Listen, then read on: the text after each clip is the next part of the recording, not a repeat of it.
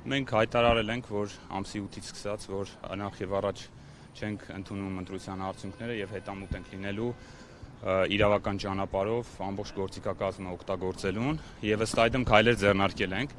Նախ դիմեցինք վերահաշվարկի համար ամբողջ Երևան քաղաքում եւ նաեւ որոշ մարզային ընտրատարածքային ընտրական հանձնաժողովներ, այնուհետեւ դիմում ներկայացրեցինք Կենտրոնական ընտրական հանձնաժողով ազգային ժողովի հունիսի 7-ի ընտրությունների արդյունքներն անվավեր ճանաչելու եւ վերաքվեարկություն նշանակելու խնդրանքով դուք հավանաբար ներկայ եք եղել այդ նիստին, ուղղակի մեղմ ասած խայտառակություն էր, իրավական տեսանկյունից ոչ մի կարգ չէր պահպանվում, միջնորդությունները նորմալ քննության առարկա չէին դառնում եւ հաջորդ փուլը դատական ճանապարհն էր։ Մի քանի օր առաջ հայց էինք ներկայացել վարչական դատարան, որով վիճարկում ենք հունիսի 14-ի Կենտրոնական ընտրական հանձնաժողովի ընդունած որոշումներից մեկը, ինչպես գիտեք, երկու որոշում էր ընդունել հանձնաժողովը, դրանցից մեկը վարչական դատարան ենք բողոքարկել եւ այսօր արդեն մուտքագրեցինք դիմումը սահմանադրական դատարան, որով վիճարկում ենք ընտրությունների ամփոփումը։ Անվավեր ճանաչել ազգային ժողովի ընտրությունները։ Երկրորդ փուլ նշանակել։ Չէ, այս պահին անվավեր ճանաչելու պահանջ ենք, խնդրանք ենք ներկայացրել սահմանադրական դատարանին, մեր համոզմամբ այն խախտումները, որոնք առկա են եղել եւ ընտրություն քվեարկության օրը եւ ամբողջ նախընտրական քարոզարշավի ընթացքում կոմուլյատիվ ազդել են ընտրողների ազատ կամքի արտահայտման վրա եւ չի պահպանվել ընտրությունների հավասարության սկզբունքը։ Ինչ փաստեր եք դրել, փաստարկներ եք դրել։ Այ Ժորժ ջան, շատ, Իշխանությունը ընտրախախտումներով ընտրվելու, հատկապես ընտրակաշառքներ շեշտում, դուք օրինակ, եթե ասում եք, որ ընտրությունները չեն անցել այնպես, որ համապատասխանեն, լեգիտիմ լինեն եւ վիճարկման հիմնադրամներ կայացրել, դուք ինչ փաստարկ եք դրել, օրինակ, որը կարող է սահմանադրական դատարանում համոզել։ Շատ են ապացույցները, մի քանի խմբի կարող եմ առանձնացնել, ակնառու խախտումը վարչական ռեսուրսի կիրառումն է եւ ռեպրեսիվ միջոցների օգտագործումը հենց քարոզարշավի ժամանակահատվածում։ Ճնշումները ոչ միայն քաղաքական ուժերի նկատմամբ, այլ առաջին հերթին հենց ընտրողների եւ ընտրազանգվածի նկատմամբ, այսինքն քաղաքացիների նկատմամբ այնպիսի միջոցների գործադրում, որ նրանք զերծ մնան օրինակ կոնկրետ դեպքում միասյան թևերի հավաքներին ներկայանալուն կամ միասյան թևեր կուսակցության միջոցառումներին ներկայանալուն։ Երկրորդ բլոկը վերաբերում է նախընտրական հիմնադրամի ֆինանսավորմանը, քաղաքացիական պայմանագիր կուսակցության եւ նախընտրական հիմնադրամի օրենքով սահմանված շեմը մեր համոզմամբ հատած լինելուն։ Սա կարևոր դրույթ է եւ կարելի է ասել մեր ընտրական process-ներում երբևէ չի բարձրացվել այս հարցը նախկինում։ Կարևոր է այն առումով, որ գործող օրենսդրությունը շեմ է սահմանում, որից ավել կուսակցությունները չեն կարող օգտագործել ֆինանսական միջոցներ նախընտրական process-ի ժամանակ։ Քաղաքացիական պայմանագիրը ամբողջ ծավալով օգտագործել է, կարելի է ասել, այդ միջոցները, 800 միլիոն դրամի հայտարարագիր է ներկայացել, շուրջ 800 միլիոնի, բայց նախընտրական հիմնադրամում չեն ներառվել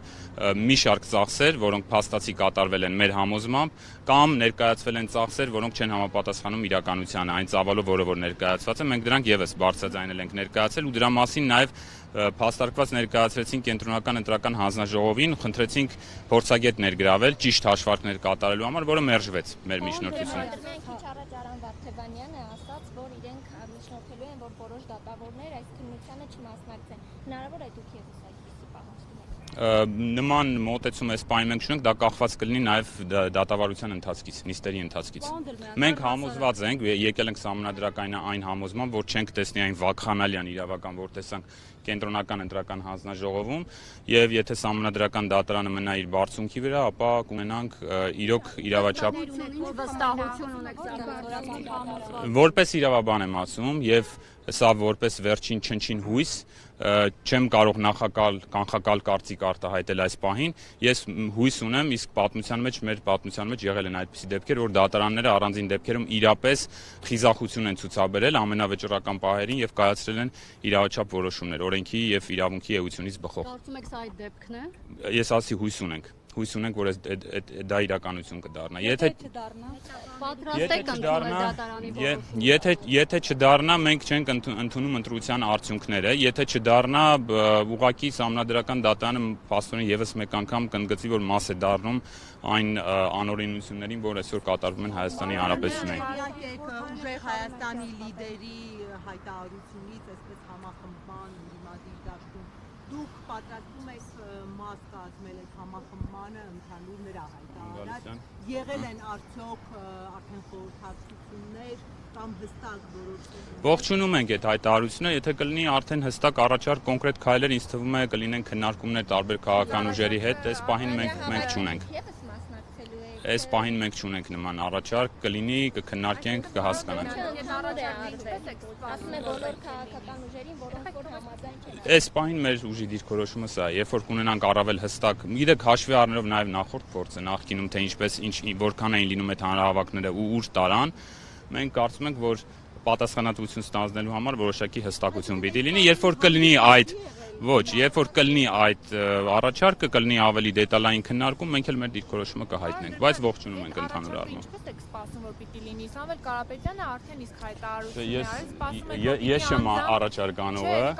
եւ որ անձամբ պիտի գան միասնության թևերի հետ։ Վստահ եմ, որ բավական քաղաքական փորձ ունեն ուժերը, մեր ընդդիմադիր ուժերը, որ գտնեն ձևաչափը քննարկումներ կազմակերպելու։ Պարոն Դրմյան, նաև այսօր մամուլը գրել էր ձեր թիմի երեխեք ֆինանսական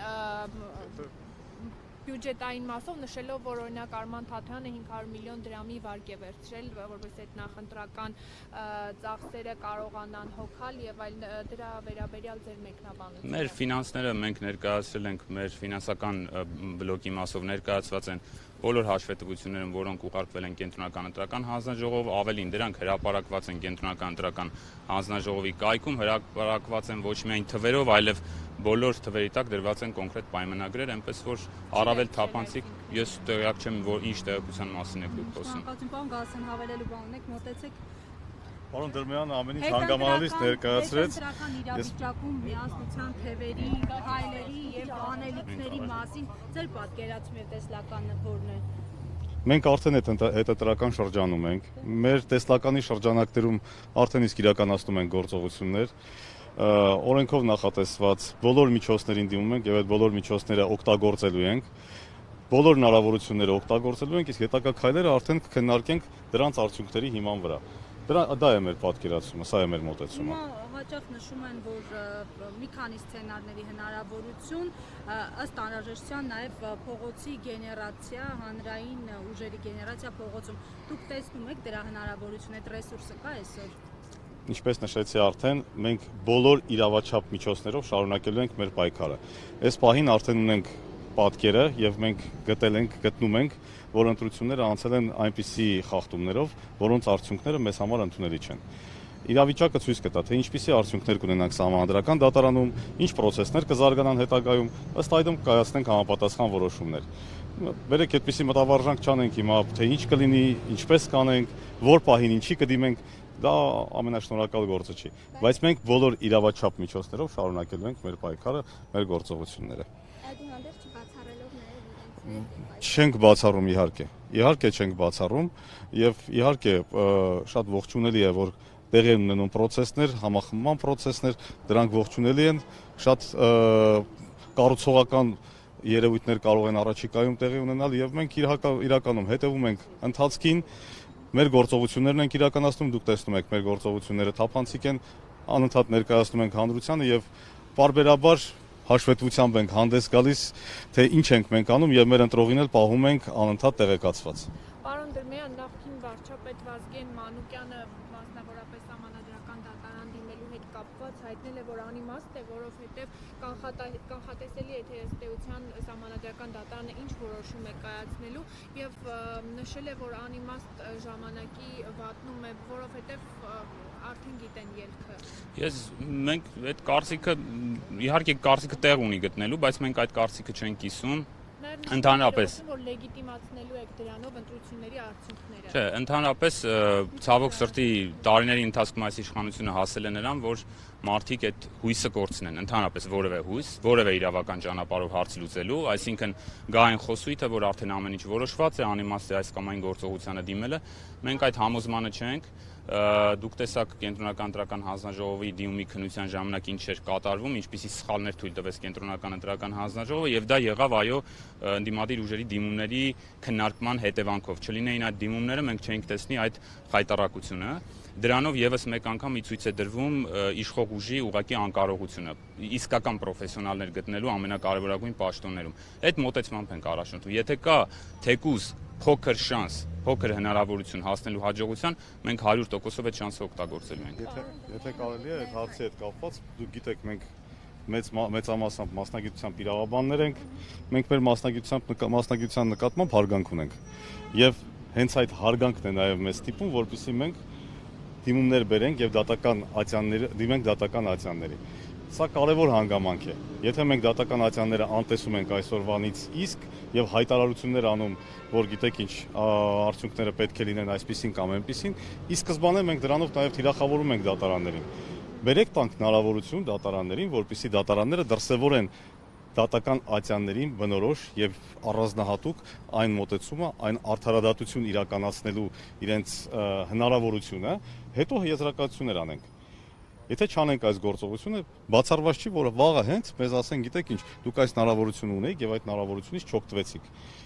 Հիմա որտեղ է ճշմարտությունը։ Օգտվել հնարավորությունից, թե բաց թողնել օրենքով ընձեռված հնարավորությունը եւ ինչ որ քաղաքական հղումներ անել։